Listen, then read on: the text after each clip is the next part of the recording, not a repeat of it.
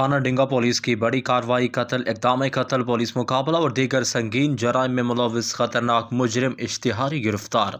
SHO थाना डिंगा SI Mohammad Aslam ने अपनी टीम के हमरा कामयाब कार्रवाई करते हुए कत्ल, इक़दाम कत्ल और पुलिस मुकाबला समेत मुतअद्दिद संगीन मुकदमात में मतलूब खतरनाक मुजरिम इश्तिहारी मुदस्सिर अली वल्द मेहदी खान को गिरफ्तार कर लिया।